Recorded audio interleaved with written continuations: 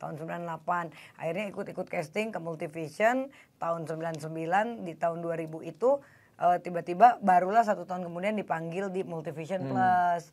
Selama setahun ikut casting ya nggak dipanggil-panggil Bo gitu.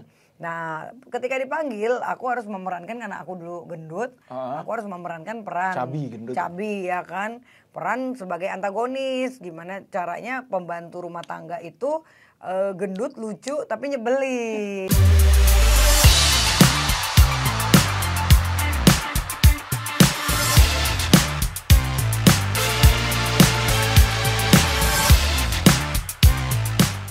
Oke, assalamualaikum, Bintang Update, Sobat Bintang. Kali ini kalian pasti nggak akan familiar, lupa. Nggak akan familiar, lupa tuh gimana sih gua? Maksud gua, kalian nggak akan lupa familiar dengan orang ini. Ini adalah orang yang familiar, sampai dia kebalik-balik. Gua kedinginan sini, grogi. Iya, dia grogi, jadi ngeblank nek. Ya Oke, kan? Barbie Kumalasari. Barbie Kumalasari kan dikenal artis seksi, sensasional dan kontroversi. Itu 3 lengkap deh. Udah siapa orang tahu lah, kayak lagu Sibo itu. Siapa tak kenal dia. Oke. Kemarin ketemu di acara premier film Barbie. Dia tuh looknya tuh keren. Pinky ya, girly, ceria. Tapi ya tetap dia menjaga umurnya. Nggak terlalu heboh ya waktu itu ya. Tetap gue elegan. Rambutnya juga bagus sih dia kemarin pakai nih. Yes. Sampai jam tangannya pink, semuanya pink fashion ya. Mungkin banyak yang nggak tahu di belakang Barbie itu apa sih pencapaian Barbie sampai saat ini tuh kan butuh perjuangan. Betul. Kita ulas sedikit ya hal-hal kayak gitu tentang Barbie Kumalasari. Gimana Barbie? Kita ngomong yang kalem aja dah. Gitu. Ya oke. Kita ngomongnya yang kalem. Nggak usah gibah. Gibah, ya kan. Yang gibah udah biarin aja. Barbie Kumalasari dulu kan dikenal sebagai pemain sinetron. Dia sebagai si Inem ya apa? Ijah.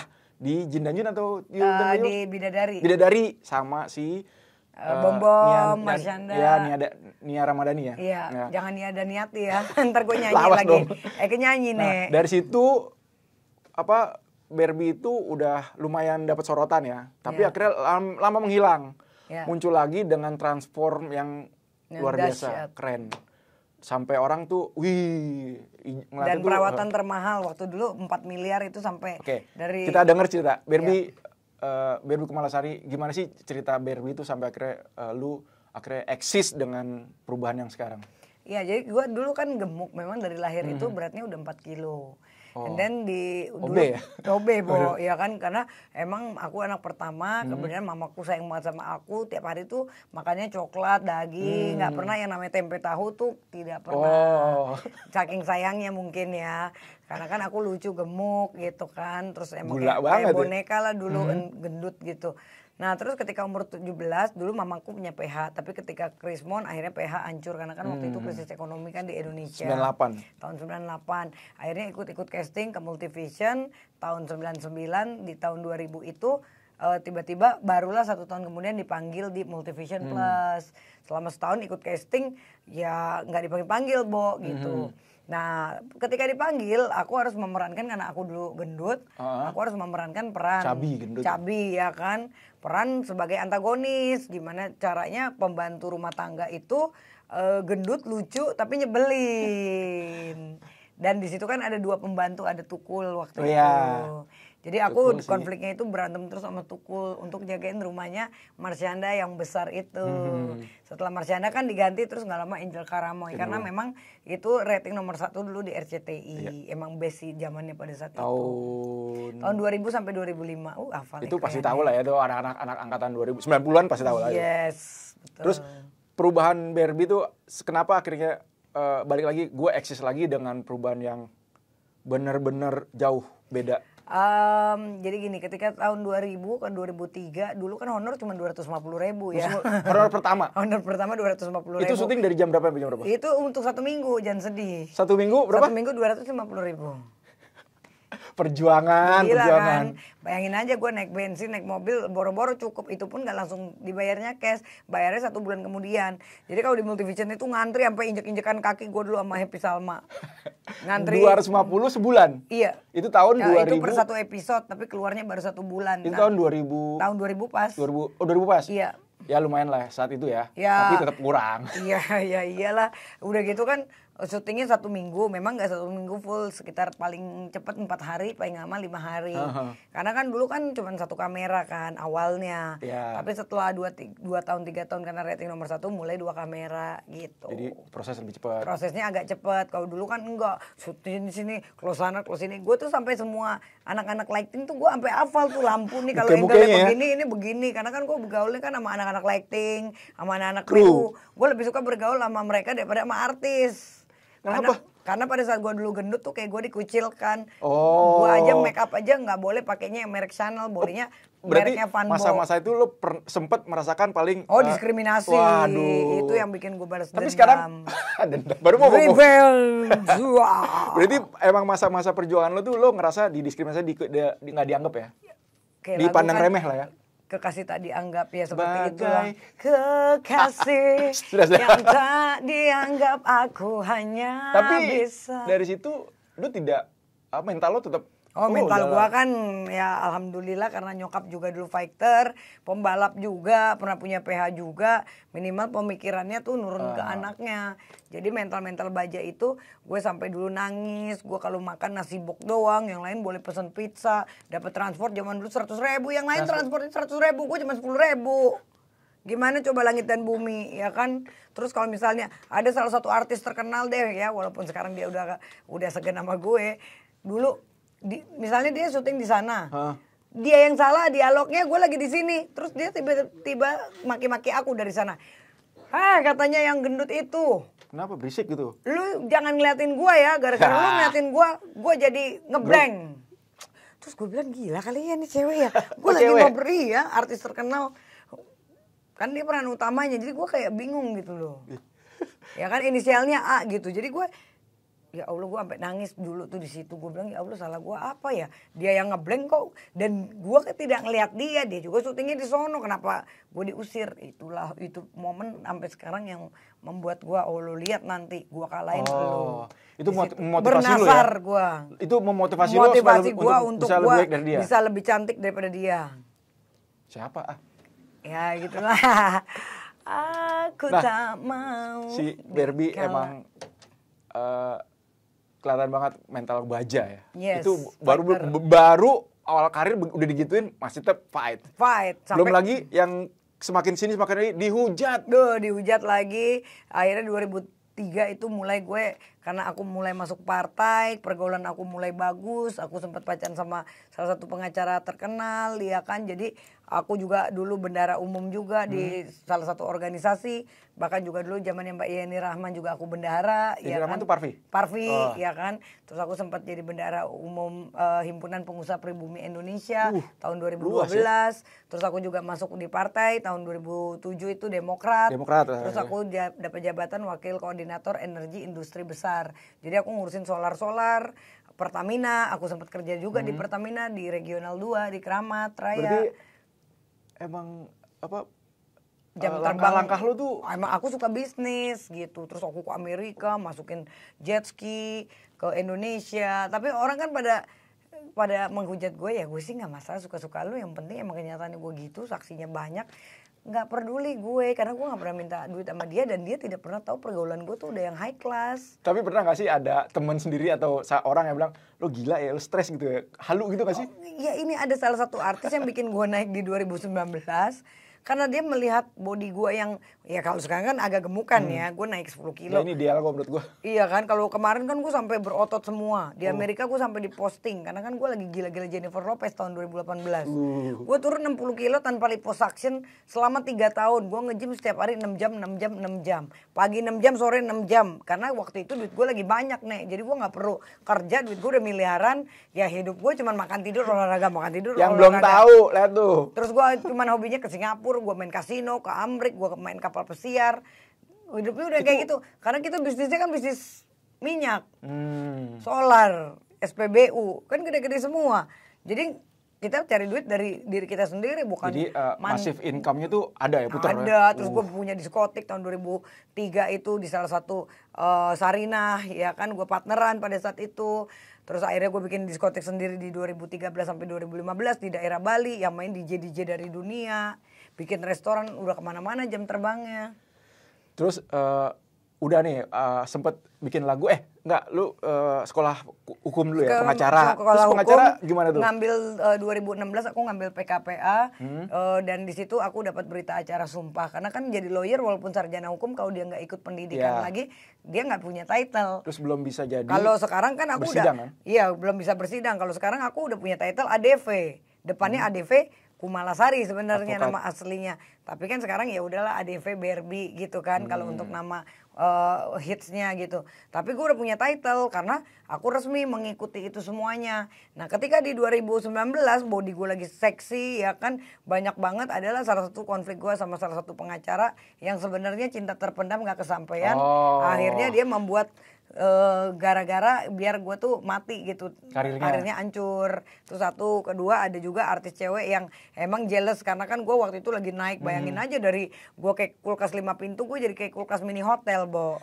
Gimana berarti, itu perjuangannya nggak ngabisin duit, nggak ngabisin kedisiplinan, itu bener-bener mahal banget pada saat itu. Berarti Barbie untuk lawyernya udah diberhentiin dulu, vakum dulu atau? Oh enggak dong, aku di kantor law firm ada 3 sekarang. Ya, tadi berarti masih usaha dia semua. Itu nggak. Iya, gue mau dijatuhin orang, katanya gue advokat palsu, gue dikatain sama nih cewek. Terus dia yang pertama kali ngatain gue halu. Terus dia waktu itu kan masih kere, jadi dia kalau gue pakai barang-barang katanya barang gue KW semua. Imitasi gitu ya. Udah, kita nggak usah gibah. Iya, kita nggak usah gibah. Profesi, profil. Nah, udah tuh perjalanan udah nggak bakal di. Nah, terus kan dibantai. Dulu followers gue masih 200 karena 200.000 emang gue kan gak suka ya, karena gue orang kerja, gue ngurusin gas, hidup gue kan di luar negeri terus, jarang di Indonesia, makanya anakku aku titip sama mantan suami gitu. Tapi kok gue pas balik ke Indonesia kok orang-orang pada norak-norak kayak gini. Dan karena dia followersnya lebih banyak, emang dia main medsos, aktif. Kalau Eka kan orang kerja normal beneran yang ada wujudnya nih, duit lo kerja ini sekian kontrak. Gak ada waktu buat sosmed. Gak ada waktu gue buat sosmed, apalagi gue nge-live terus tiap hari. Menurut gue orang yang live terus itu ya orang yang gak diperlukan oleh orang sekitar. Oh, karena dia punya waktu kosong banyak. Yes, coba kalau kayak kita orang sibuk, boro-boro gue mau nge-live. Gue 1 bulan 1 kali aja nge-live gak pernah. Gimana coba, karena gak ada waktu. Setiap hari kita telepon aja udah ratusan orang. Belum gue ngurusin banyak organisasi kan. Dan jabatan gue tinggi-tinggi semua. Sekarang tuh jabatan-jabatan itu masih dijalanin? Masih dijalanin, dan gue kemarin ketika menang boxing di Holy Wings. Kan aku lawan Irma Dharma Wangsa. Akhirnya musuh bebuyutan. Musuh bebuyutan. Setelah aku menang, aku mendapatkan ini kan piala, terus aku dikasih Bang Hotman Paris. Akhirnya kita baikan ya kan, dikasih Bang Hotman Paris ini cincin ya kan dari Holy Wings gitu. Terus sekitar nggak nyampe sebulan aku dapat license. Aku adalah promotor satu-satunya untuk combat fighter di Indonesia yang selebriti wanita. Oh, promotor. Aku dapat license satu-satunya selebriti wanita. Tapi itu dijalanin ya? Sekarang dijalanin. Siapa ini yang pernah lo? Nanti aku mau bikin event sebentar lagi. Ini makanya kita lagi mau proses mungkin bikinnya siapa tuh? Di Bandung gitu. Ya rencananya Vicky Prasetyo. Sama? Kalau bisa mungkin gue nanti lawan Sinta Bahir. Gitu. Barbie, udah. Itu sekilas, nggak sekilas sih, panjang profil, profil soal Barbie Kumalasari yang banyak orang nggak tahu. Kalau dia dulu juga dikucilkan, sempat dimaki pula. Iya, dimaki-maki. Sempat tidak dihargain. Nggak boleh pakai makeup yang bermerek. Ya dipandang rendah lah. Ya semua yang sudah mempunyai nama pasti awalnya juga kayak gitu dulu ya, mungkin ya. Iya pasti.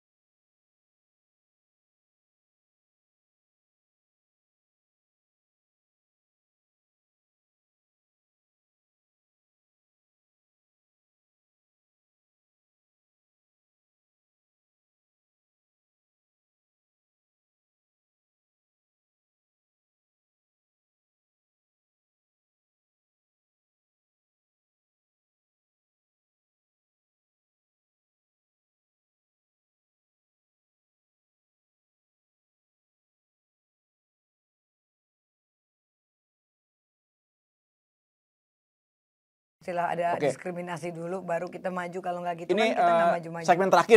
Segmen terakhir yang kayaknya Barbie harus dijawab dengan cepat, nggak cepat sih. Boleh, ayo mau jawaban apa, ayo. Oke, Barbie Kumalasari sebagai artis kontroversi, sensasi dan seksi. Coba dong kita minta tips dari Barbie Kumalasari. Barbie sebutkan, nggak usah. Coba kita minta tips percaya diri ala Barbie. Oke, tips percaya diri, 1, keluarkan inner beauty kalian. Kedua, jadikanlah diri kalian itu berharga. Jangan pernah pandang diri kalian rendah. Karena apa? Ketika kalian udah merendahkan diri sendiri, aura negatif itu akan muncul. Jadi ketika kamu positif dengan diri kamu sendiri, berdoa sama Tuhan, ya kan, menurut agama masing-masing, gimana caranya aku menjadi wanita yang terhormat, itu pasti akan ada berkah dan kalian juga akan dituntun untuk ke jalan yang baik dan benar. Amin. Bagus. Kedua, coba Barbie tips menghadapi hujatan netizen. Nggak usah dipikirin, nggak usah dibaca juga, anggap aja santai. Kalian harus percaya diri karena yang penting lingkungan kita tidak seperti itu. Hiraukan netizen karena mereka kan nggak nemenin kamu setiap saat, ya kan. Dan jangan juga menjawab dengan netizen, bacain komentar, ya itu kamu yang mancing sendiri. Kalau aku kan nggak suka kayak gitu karena aku nggak punya waktu. Jadi kalau gue mah cuek aja gitu loh, santai aja. Yang penting gue fokus dengan hidup gue cari duit yang pasti-pasti aja gitu. Oke, ketiga, tips betah sendiri. Tips betah sendiri adalah kita percuma gonta-ganti pasangan juga kalau nggak satu vibes, ya kan. Apalagi kayak gue di vlognya Maya Estianti udah habis duit sama Brondong di atas 10 miliar. Jadi saat ini gue lagi mau menahan diri sendiri untuk udahlah, kalau lo nggak bagus, gue baru kenal cowok nih, lo nggak sayang, lo nggak ikhlas, lo nggak tulus, oh motifnya ini, gue udah bisa baca semua, langsung gue leave it gitu. Cakep. Ini yang keempat, tips eksis di dunia hiburan. Kalian harus banyak banget dekat sama anak-anak media, teman-teman media, karena mereka lah yang membantu kita, mereka lah yang mempromosikan kita, termasuk ke produser-produser TV. Tapi untuk pergaulan itu memang tidak gampang dan tidak juga asal-asalan. Jadi kita harus punya attitude yang baik, kita harus respect juga sama mereka, dan nomor 1, cintailah dirimu sendiri, baru kita mencintai orang lain. Terakhir, tips kuat ngesek. Harus di stem cell terus kayak gue sebulan, gue tuh tiap 6 bulan kan stem cell yang 200 juta. Jadi sekarang ini perawatan gue udah 8 miliar lebih.